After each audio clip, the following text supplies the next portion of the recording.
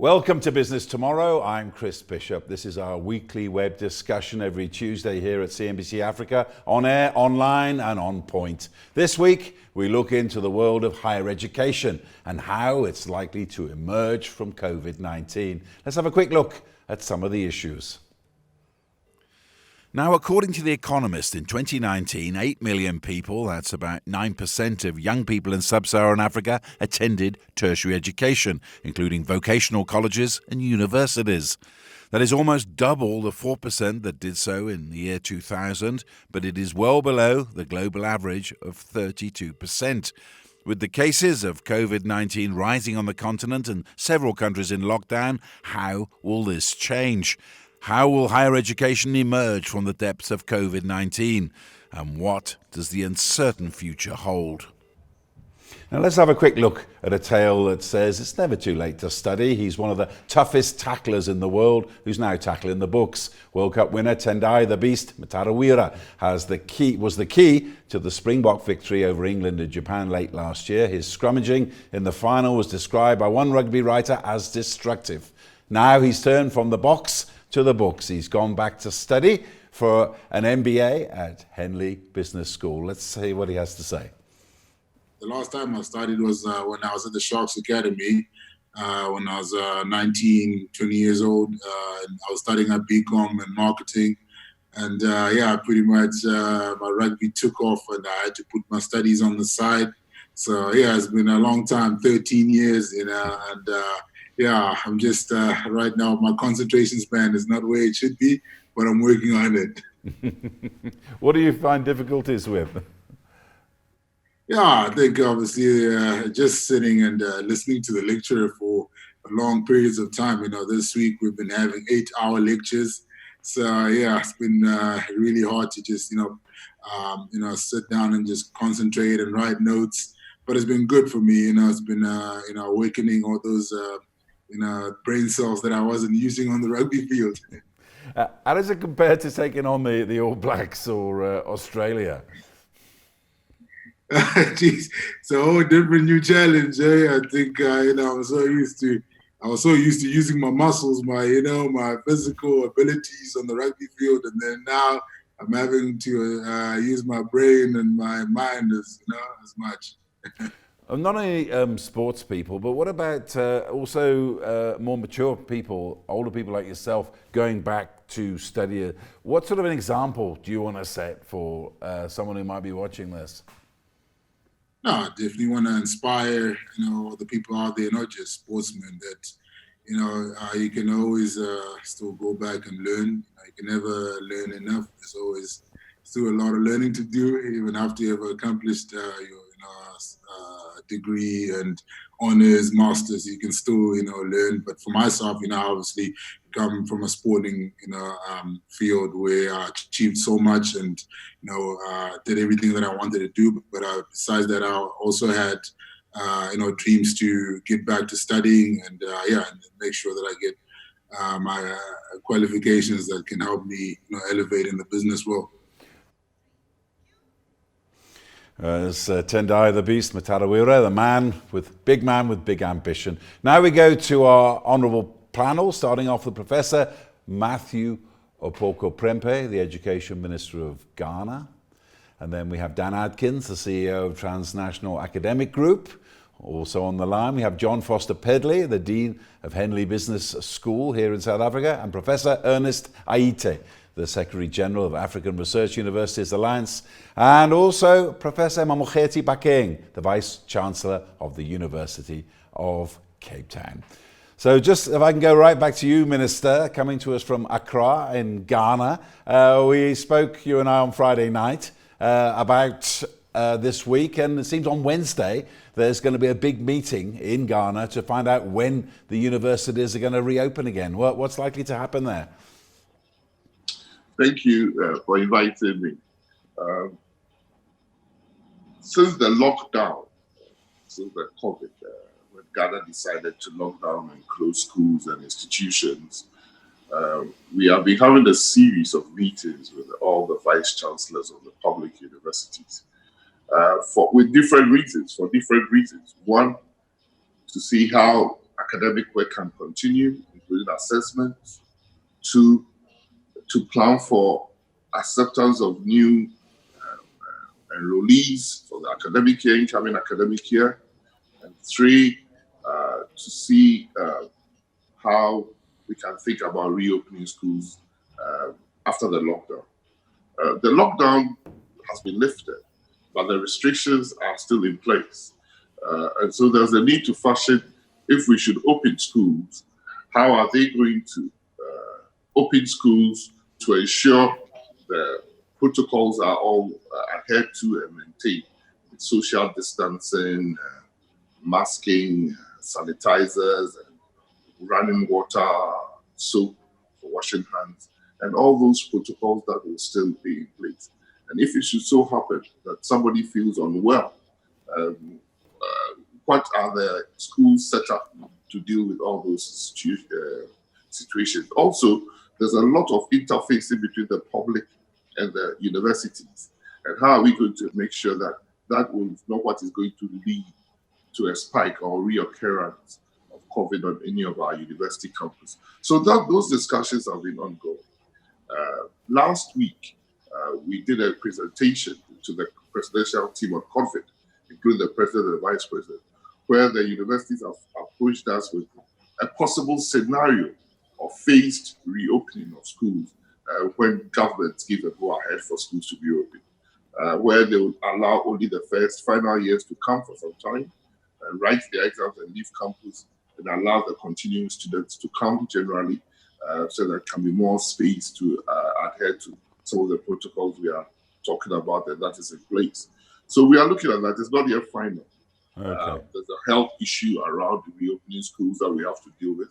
And tomorrow we'll continue with the discussions at the presidency to see how best we can make sure that reopening of schools, parents will be reassured, the public will be reassured, lecturers and everybody's safety would have been taken into place, so that reopening will not necessarily, even if it happens, would not necessarily lead to a reoccurrence of the COVID on any of our campus. Okay. And if it does occur, what we have to do to make sure we can limit it.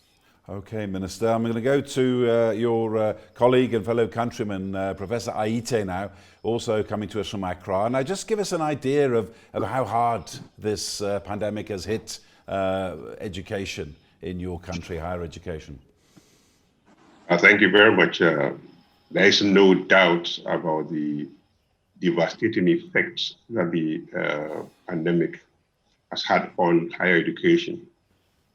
We saw universities close down. Indeed, in Ghana, some of the universities began to close down even before government announced the need to close down. For both staff and students of these universities, the biggest problem has been the uncertainty. Going home and not knowing when they'll be coming back to university to continue with their studies. Staying at home and not being able to access material that is supposed to be coming to them. Being at home and not knowing when the pandemic is going to end and how everything is going to return to normal, if possible. It is the uncertainty that has been the biggest challenge for both faculty and students.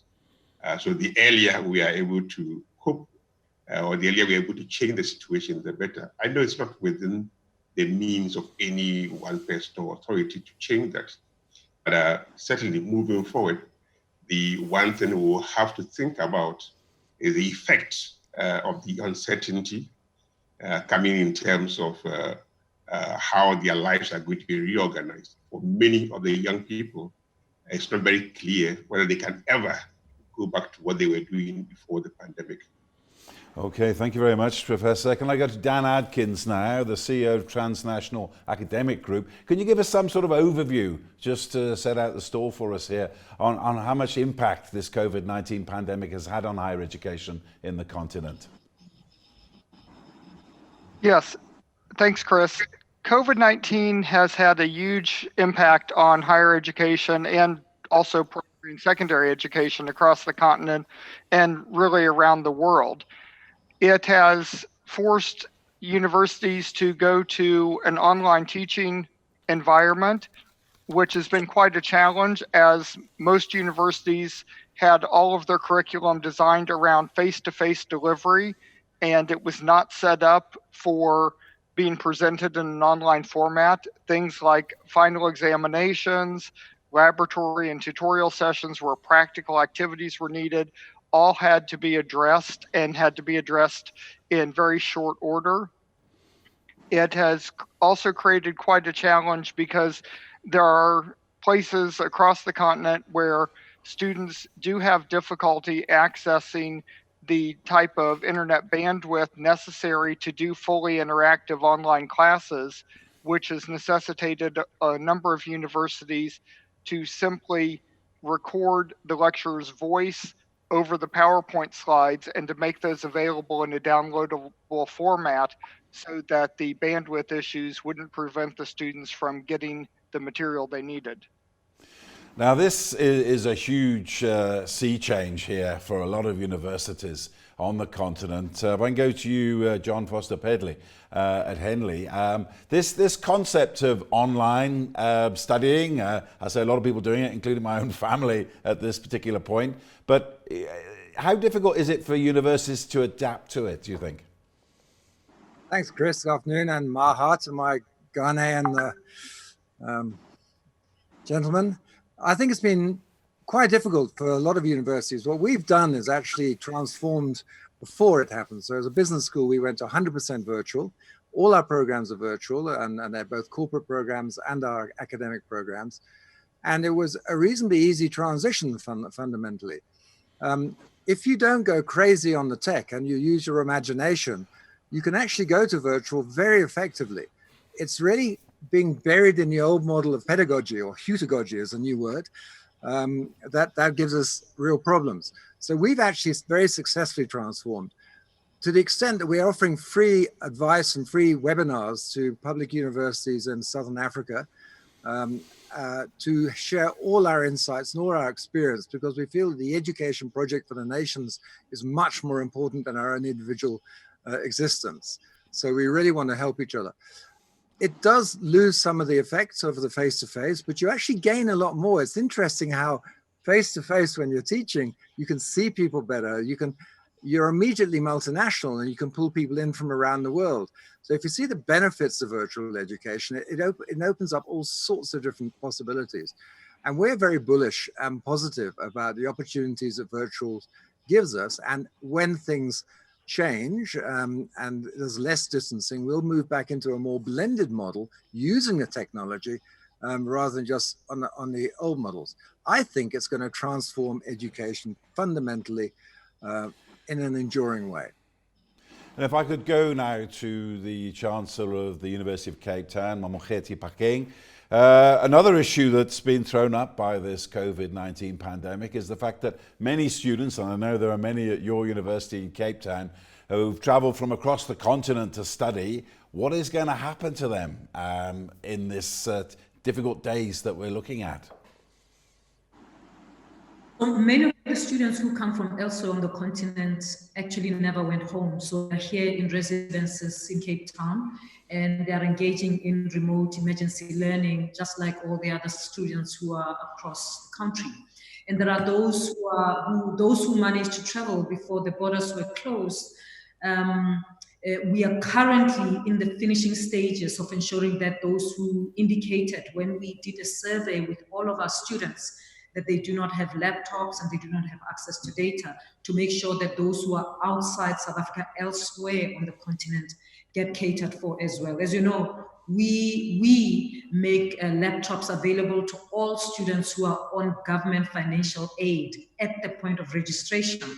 But with COVID, what we did a survey to establish those students who are not on government financial aid, who of those don't have laptops, so that we can offer them, and we have a data bundle for all of our students in the university across who are in South Africa, and now we are negotiating for those who are outside South Africa. So it's not an easy solution, but we are on top of it for students who are outside South Africa. Well, talking about changes in higher education, I'm going to go all the way back to Accra and Ghana, and Minister Prempeh. I mean, a question I have for you here, how will physical universities remain to be relevant in this post-COVID-19 world? Will there's a possibility that only where you need physical demonstrations and major equipment for practicals will people be trotting off to university in the morning? How likely is that? The reality is that post-COVID, we would live with a blended system for the rest of our lives, where, yes, there will still be physical structure that people will go and recite and participate, but more day in and day out, more students would come through universities through remote learning and through virtual learning. We in Ghana had already engaged together with some of our universities for the higher institutions to localize Open University UK in Ghana, as well as put on a more sensible system all our universities through cloud and learning management module that they can all plug into and share resources and improve efficiencies. But we believe that we should prepare ourselves for the sea change that has happened that will never go back. We will never go back to the status quo. So government is working with the universities to prepare them for the future. That probably is blended learning. Yes, we have costs of data and bandwidth problems like every other developing country. But some of our mobile telecommunication companies have seen the need to zero-rate educational material. And for some of the universities that engage some of them in for all our pre-tertiary education, these zero-rated material has made it available for the students that are poor to still get contact and get online and get into the virtual classrooms and lectures free of charge.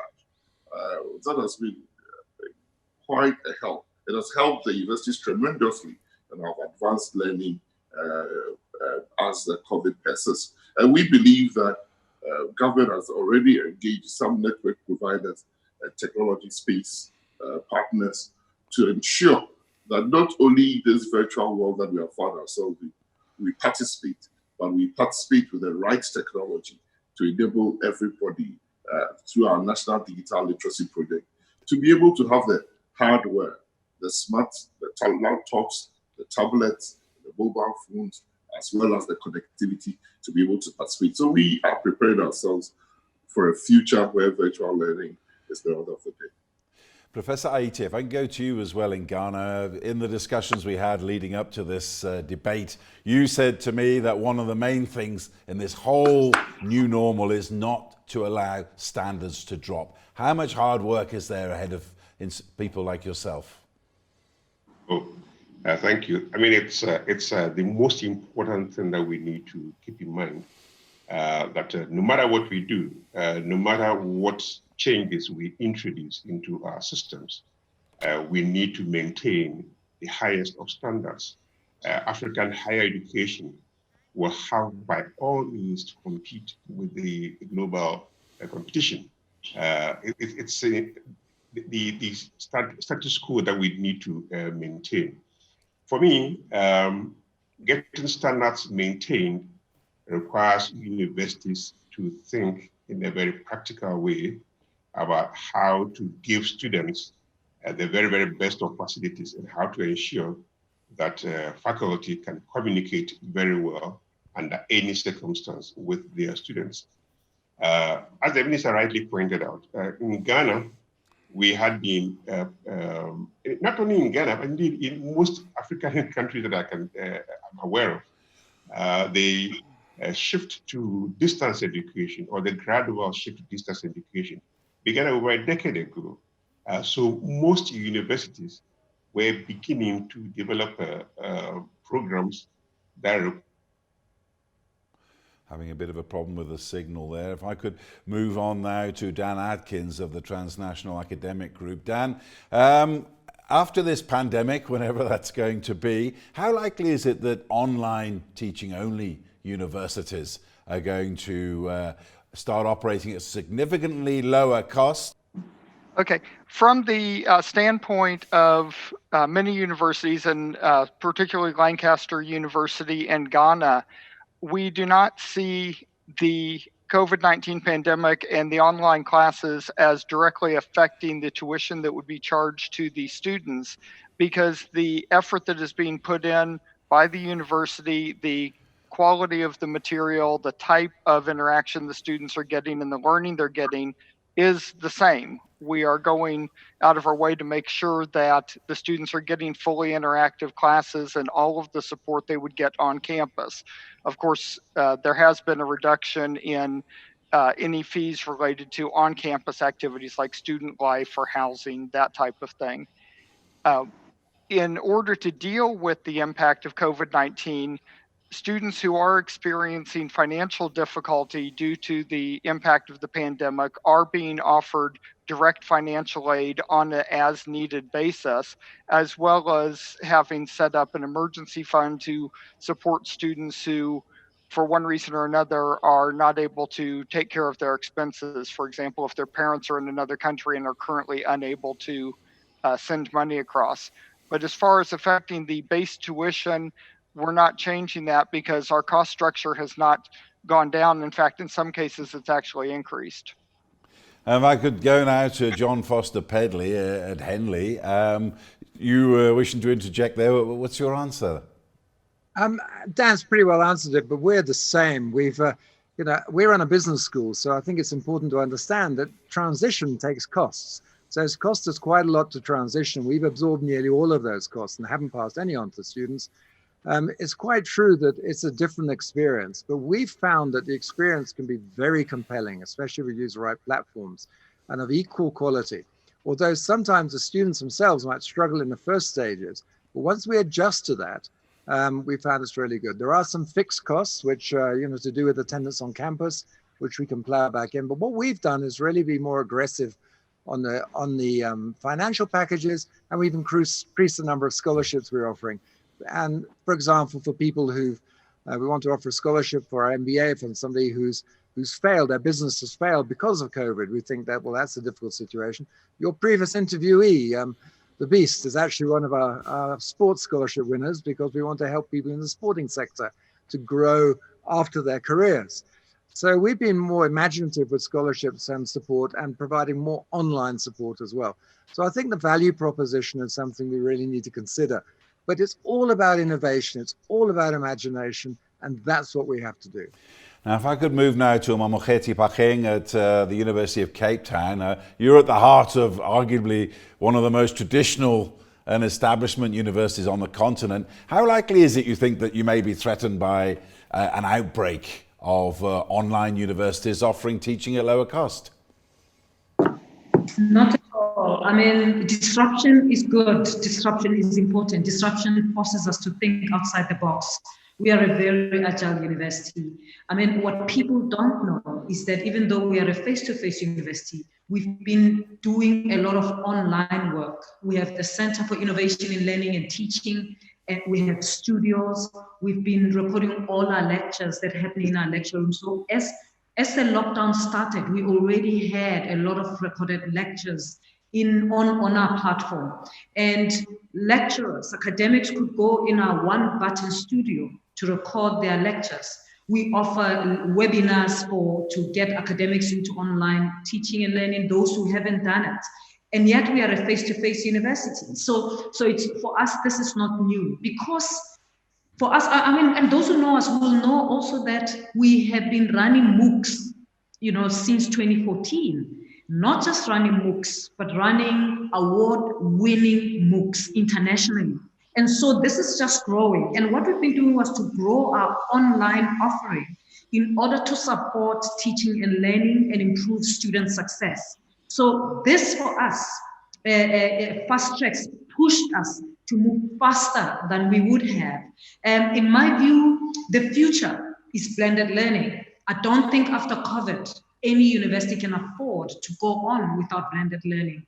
I think there will be a much bigger move into online teaching and learning. Of course, the difference may be, do you work with a partner who helps you with the platform, or do you do it yourself?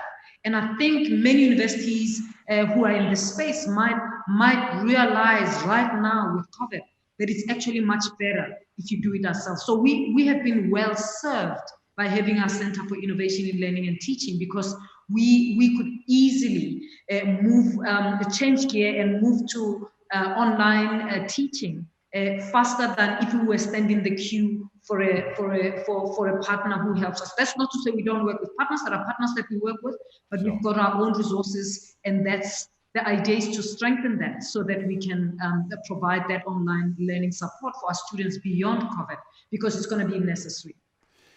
If I could go back to the minister in Ghana, the Honourable Professor Prempeh, how necessary do you think it might be for government to intervene in the post-COVID world with funding to prevent universities across Africa from, well, quite frankly, becoming bankrupt? I think it's essential. I have received a couple of shout-outs from universities who virtually are bankrupt. The government is working assiduously on plans to give them a lifeline.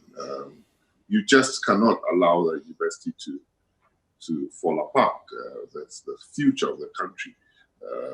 Is participating in their courses and their programs. So if need be, we have to intervene, especially if it's been precipitated by the COVID. Government cannot stand aloof, especially for the public universities, to just fall apart. And if possible, if the resources are available, to even help the private ones to stay, because the ecosystem of knowledge increases from what the universities are doing with the future generation. And so we should see it as in our self-interest to support any tertiary institution that, because of the pandemic, is having financial difficulties. Work it out with them and see how we can support them to remain afloat and probably do better. And just another quick question, Minister, as we're moving on now to the issue of regulation, what regulatory changes may be made to try to assist higher education in the post-COVID world?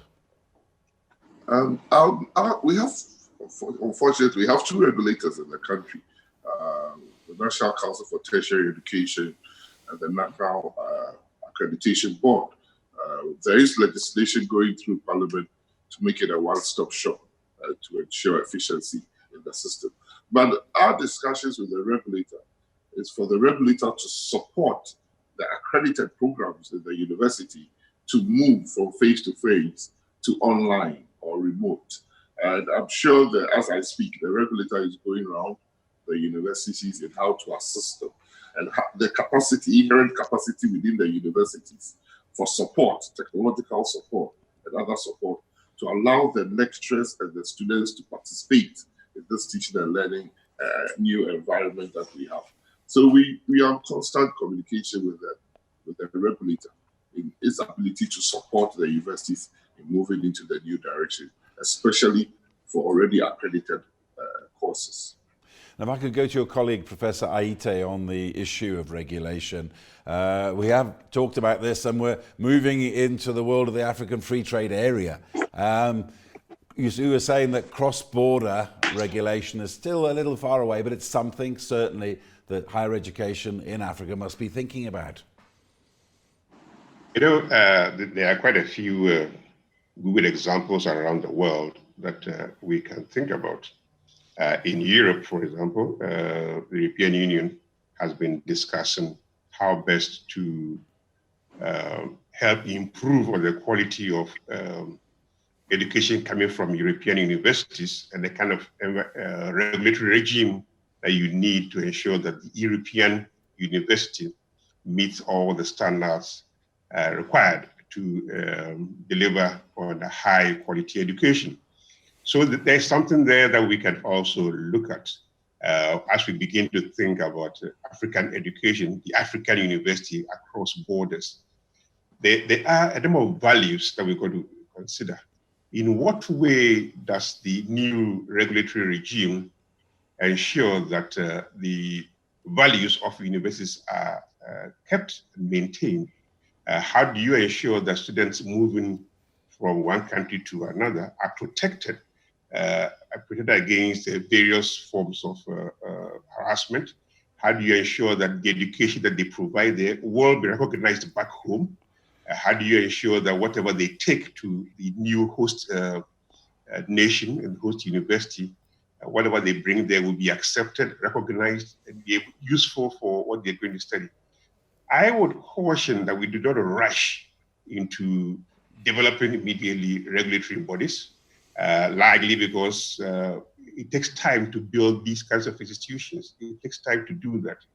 We want to grow the numbers of Africans that travel from country to country. Today, I think most of the people that will be leaving their shores to go to other places will be going to South Africa. Some may go to Uganda, a few come to Ghana, and quite a number will be going to a place like Nigeria. What we got to figure out is what are the things that encourage people to move across borders? How do we support those that go across borders? How do we ensure that they maintain a strong link back home in order that when they finish their programs, they would need to go back home? So I would say if we are looking for a regulatory regime to apply, we can look at what the Europeans are doing, modify it as much as necessary to ensure that we have one that works for our purpose. A regime that supports integration in Africa, a regime that supports high standards. That's what we need to be looking at. Okay, if I carry on with this regulation and accreditation theme, come back to you, John Foster-Pedley at Henley. What do you think needs to be changed in that? I mean, you were complaining to me the other day that it could take more than 3 years sometimes to get a course accredited in South Africa here. What changes could be made to help universities emerge in the post-COVID-19 days? Yeah, I was complaining, but not about the institutions themselves, because the Council on Higher Education is very short-staffed and is doing a wonderful job in trying to maintain quality under very difficult circumstances. However, it's hard to get those programs accredited. And now we've moved into a virtual space. Really, effectively, the face-to-face model has evaporated to a large extent, and we have to educate. So the virtual models work very well. So the regulation really needs to be adapted to allow blended learning to be the norm. And hats off to the Council on Higher Education, they really are doing that. So that's one form of regulation. We also need to be, I think, cognizant of the fact we're in an economy that not only, like many others, is declining because of COVID, but is challenged anyway, and is based on economic sectors that are, in some respects, very much undiversified and haven't changed in many years. Where you look at countries like Vietnam, they've transformed their economy in the last 10 or 20 years. So we need to teach those skills, those new skills. And unless you have an accreditation regime that allows that to happen quickly, you can't get accredited programs to do that. You have to rely on what we call credentialization, which are programs that have credibility but don't carry qualifications. I think what we need to do is massively increase the capacity for people to collaborate with the Council on Higher Education and self-accredit, work with the large, great public universities, for us like UCT, where I worked for many years. And we also need to do something legislative about the access to data. There are many questions here I see on the list about data, and costs. We're taking those costs now, and the government has zero-rated some websites, but we need to have the learning costs covered by new legislation. Access to data is a fundamental capability for building countries, and we need to make it pervasively very low cost, if not free, as a way to build our countries. And that's where the regulation and the structure of the providers needs to change. Okay, we're going to talk a lot more about data in a minute, but just so I go to you, Dan Adkins, what changes do you think there should be in terms of regulation and accreditation, you think, for the sake of the future? Well, I think one of the things that most definitely needs to be addressed is the recognition of online learning. In many countries, online learning is either explicitly not recognized or there is silence when it comes to online learning. In order for universities to go forward into the post-COVID environment, there needs to be an explicit recognition that online classes will be considered equal to face-to-face classes, and that a degree earned, even if it's entirely online, will be fully recognized by the government regulators and all other universities. When it comes to accreditation, I think there are a couple of issues. One is when it comes to entry pathways into universities. The fact that a number of the end of secondary school examinations have not been able to be held shows that we need to have a more robust system where universities can accept entry based on predicted grades, based on the performance in secondary school classwork, or even other means like university self-assessment of students who are applying. On the other side, to address what Professor Pedley was talking about, if universities are approved as self-accrediting after they have achieved a certain level of recognition by the government, so that they can introduce and accredit new programs on their own and then have a periodic, maybe 3 or 5 year review by the regulatory body to ensure that they are still meeting the level of quality required, we'd have a system similar to what you currently would find in the UK or Australia, which has proven to be very effective in allowing universities to respond rapidly to the needs of both the students and the businesses that will be receiving those students after they graduate. Okay, thank you very much, Dan Atkins. Now, a lot of the questions are coming in from our online audience, so I'm going to get straight into it. And this one is for Mamuketi Pacheng in Cape Town. Now, a lot of students, the question says, don't have access to data in sub-Saharan Africa. How do we make sure that students get access to data at no cost? The legislation needs to go hand in hand for both education and telecommunications. Thanks, Chris. Let me start by saying, access to data, I think it's an easier problem to solve, because as long as you can pay for that data, and we have, as a university, covered that for our students to get up to 40 gigs of data per month. What is much more important is that even when the students have data, if they're in an environment where the network is weak, then it doesn't even help. So the bigger challenge is for governments, African governments, to extend their network infrastructure to areas that do not have access. Because then when you have solved that problem, then you solve an easier problem. The problem of data it might be easier to solve. I mean, there are providers, telecom companies who are willing to zero rate some of the websites. All of our university websites actually are zero rated here in South Africa. The reason we added 40 gigs of data for our students is that we know that they don't only need access to our university websites, they need access to many other resources online. But even with that resource, it doesn't help much if you are in a remote rural area and network is weak. So we need government to come on board here and make this a priority to make sure that even the poor can have access, network accessibility. Thank you. So if I go back to Minister Prempeh now in Ghana, I've got a question specifically for you. And it says that since the government bails out public universities from time to time, will tax concessions be considered for private universities? Thank you. Tricky one.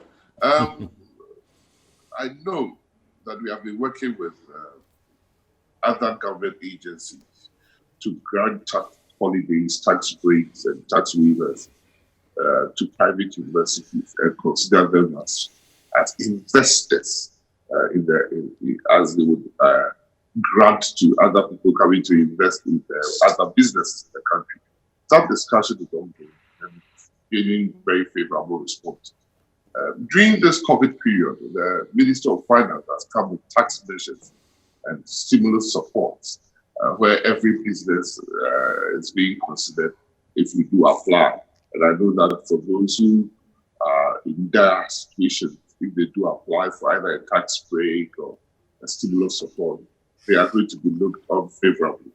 The Ministry of Finance has worked with the banks to even grant moratoriums on interest rate payments and loan repayments for a number of months for some of these institutions that may apply for that to the tune of about 3 billion Ghana cedis.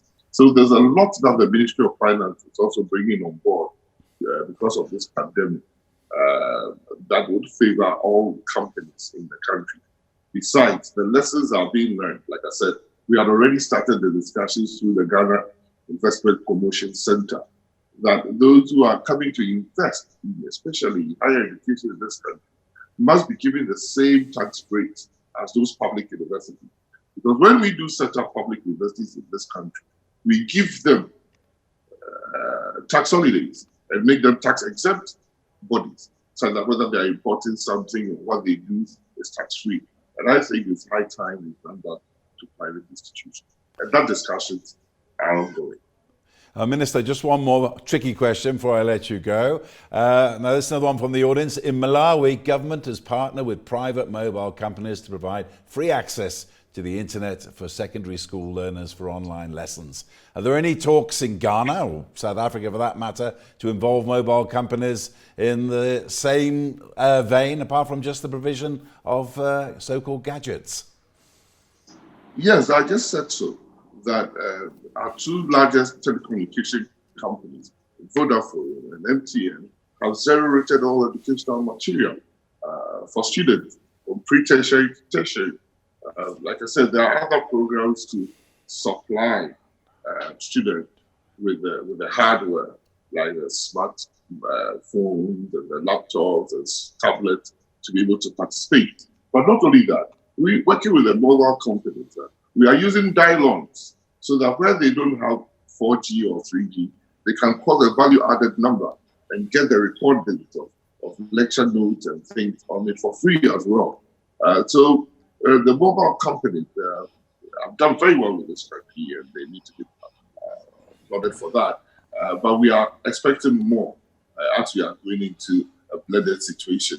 We are expecting government to do more and corporates to have the sense of social responsibility also high up in partner government in that. Okay, if I could put one to your colleague now, Professor Aite, who's also coming to us from Ghana. It's another question from the floor. What's being done to help students who find it difficult to become accustomed to online learning? There's a lot that can be done. I know that at the University of Ghana, they have engaged a number of counselors who are able to communicate with students and get them to accept the new reality. The problem that the students have is not really one of whether online learning is of value or not. Most of it is of a technical nature, being able to have access where they live, not having the equipment and so on. These are the challenges that many of the students have. And I agree entirely with Professor Pakin. It is something that can be dealt with. I've seen examples in many countries where the universities are providing students with laptops, they're providing them with free data. The challenge is if you live in an environment where the connectivity is extremely poor, having free data, having a laptop is not going to help you much. These are the kinds of challenges I see students in Ghana, students in Uganda, students in Kenya face. And these are the things that governments can help to address. Working with the telcos, making sure that the infrastructure is much, much better than before, would ensure that the students, whether rich or poor, will be able to better take advantage of online facilities. I must add that it is certainly not the idea within our public universities that the online approach should replace face-to-face. What is the reality is that the blended approach is going to be with us. What you can do best face-to-face, you do. What you can do best online, you do.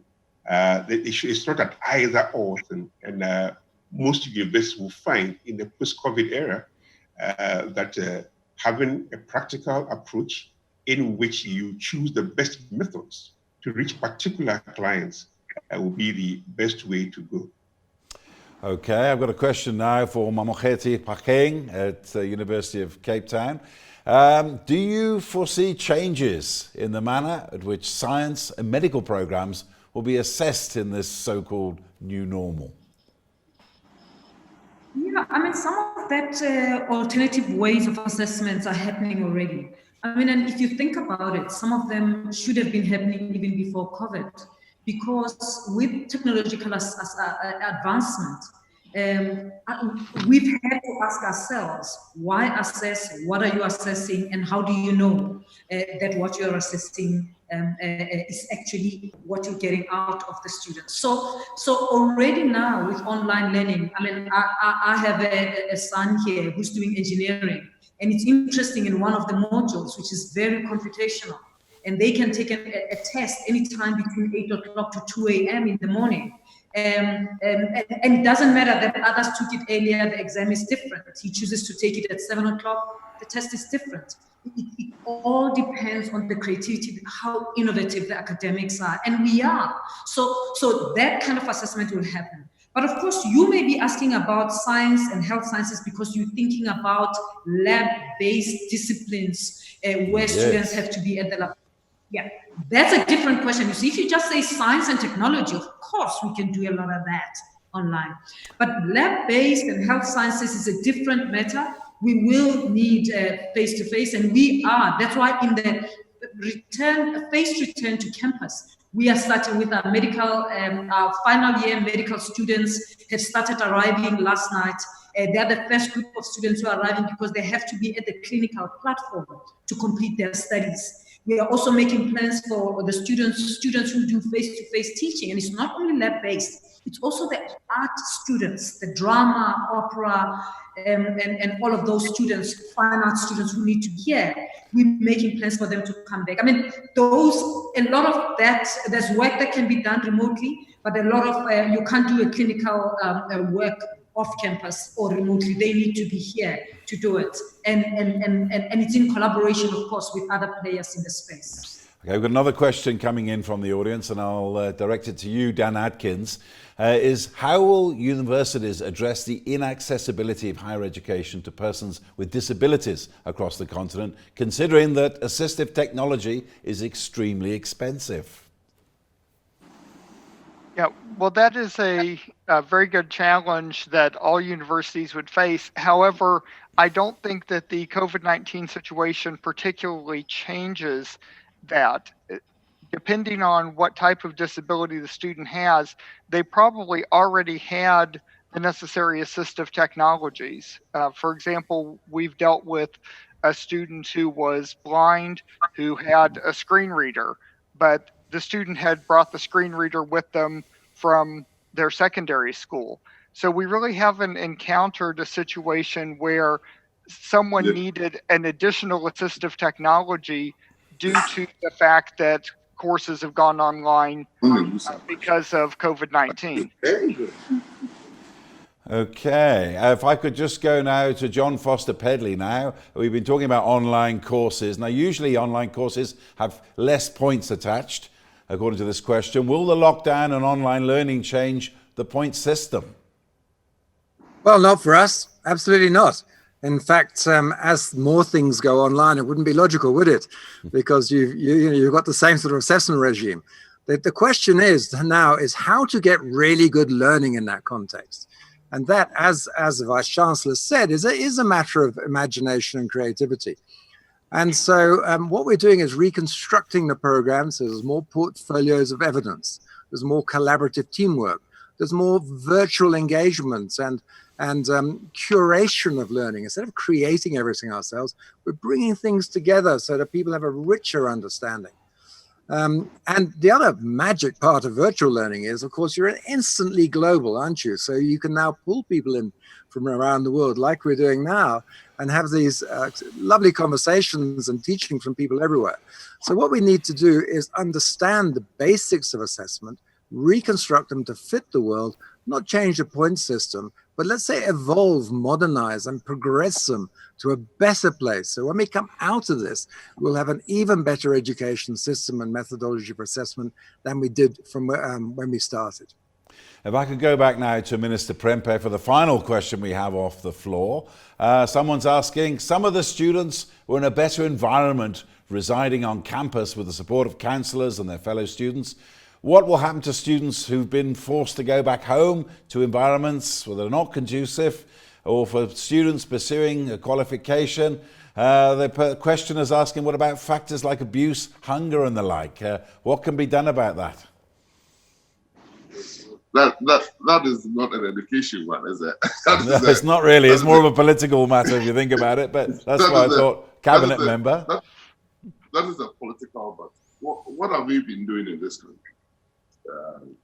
We are still a developing country. We have taken decisions, our government has taken decisions that will inure to the benefit of all, or most, and assist everybody. What have we done? We have not been able to provide checks for every worker who, because of pandemic, has lost his or her job.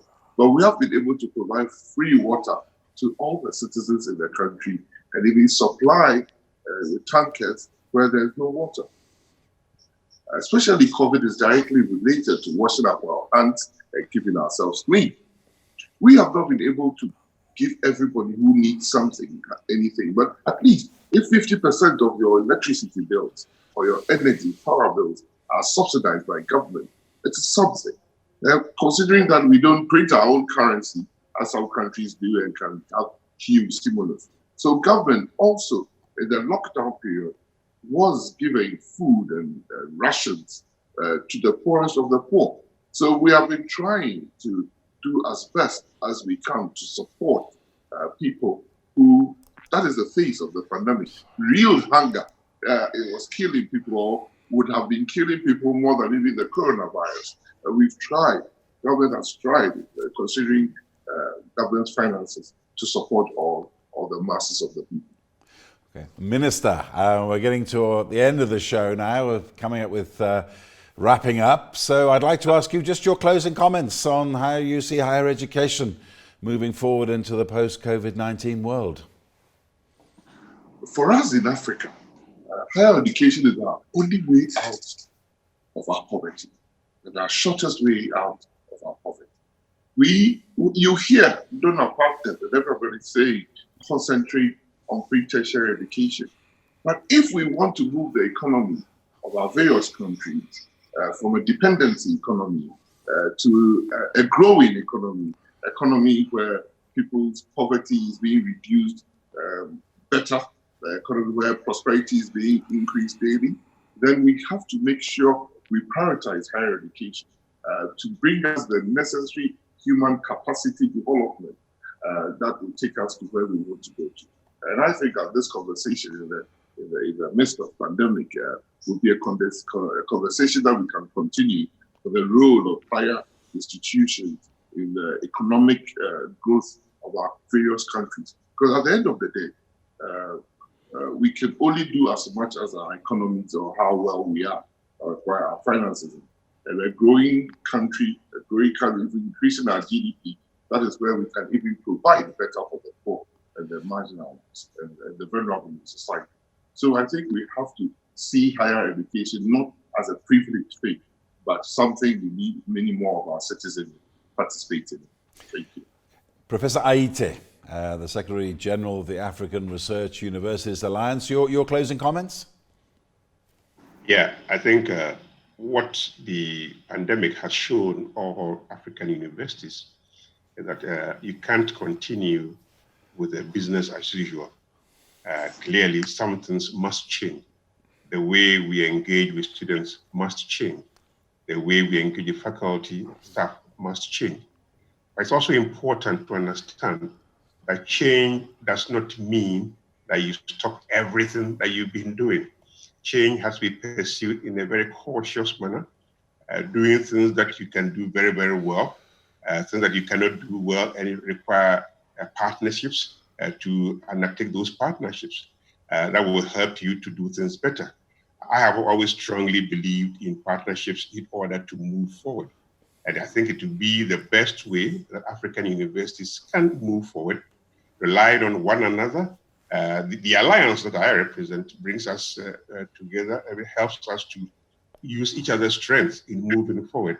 And I think many more of such relationships will be the key to a better higher education future for Africa.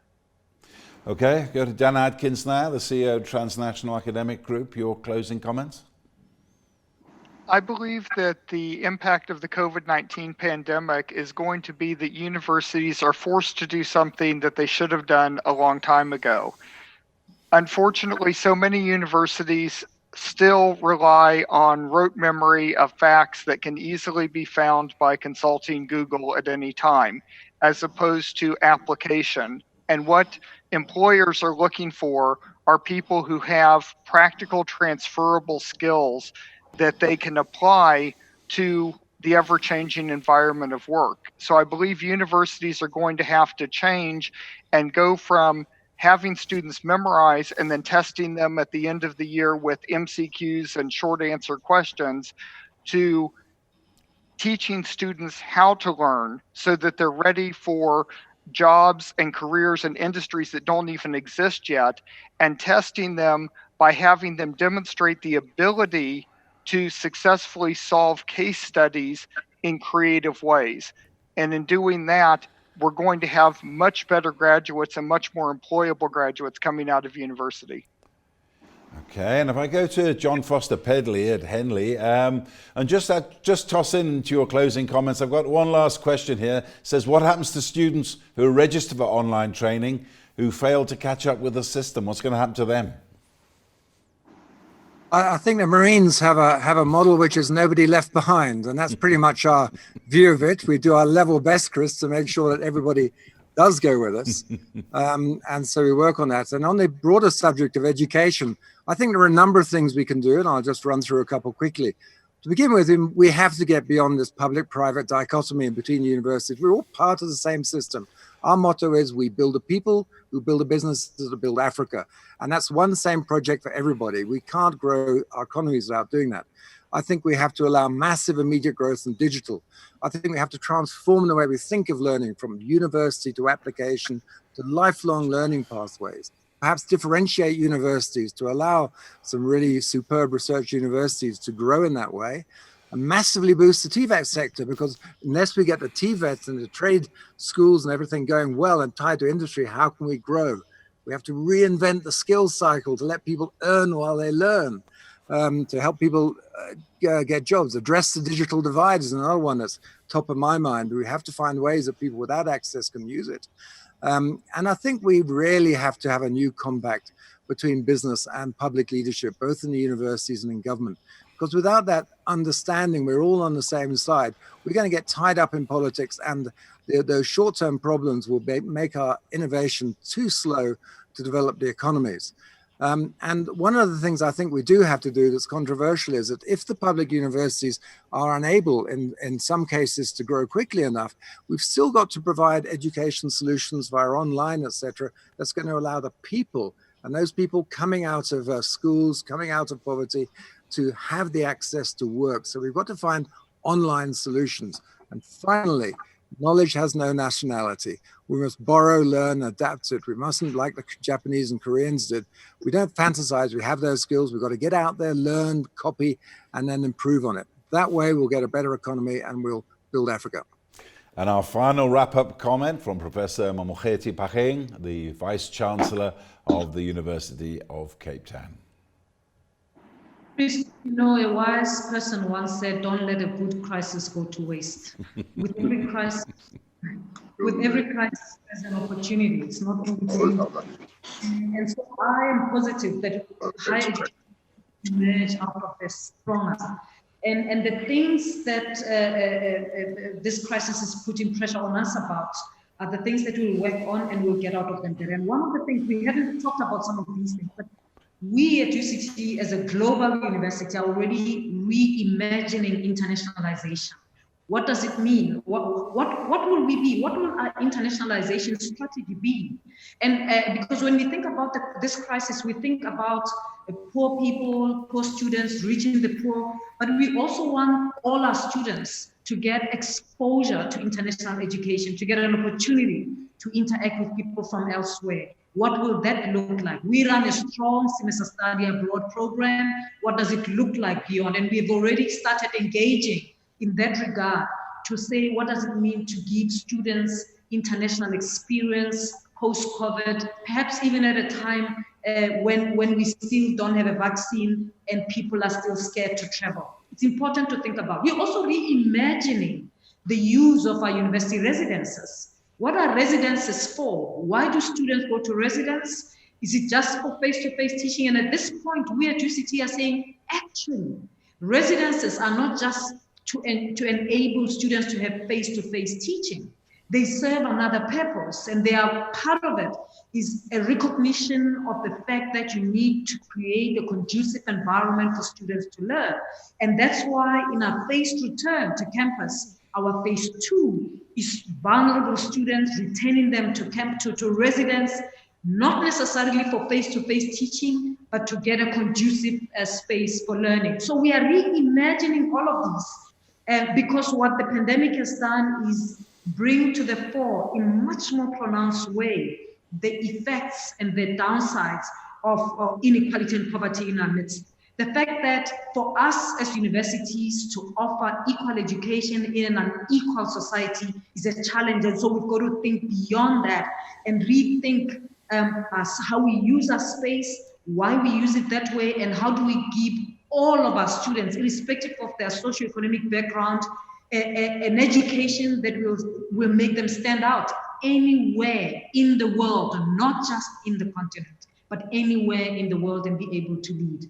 Thank you very much, Chris. Thank you very much. I'm afraid we've run out of time, but thank you very much to our esteemed panel, starting with the Honourable Professor Matthew Opoku Prempeh, the Education Minister of Ghana, Dan Adkins, the CEO of Transnational Academic Group, John Foster-Pedley, the Dean of Henley Business School, and Professor Ernest Aite, the Secretary General of African Research Universities Alliance, and Professor Mamokgethi Phakeng, Vice Chancellor of the University of Cape Town. And as we say goodbye, here's a taste of the webinar, the online virtual discussion that we'll be bringing to you next Tuesday at the same time and the same place. For nearly a century, mechanised mining has been one of South Africa's most important industries. In 2019, it contributed close to 361 billion rand, equivalent to 8.1% of South Africa's GDP, and over 91 billion rand in fixed investment. It employs more than 450,000 people and paid 24.3 billion rand in taxes. How has COVID-19 changed this? Is mining in too deep? How can mining become the sunrise industry it wants to be? Register today for this virtual panel discussion to find out.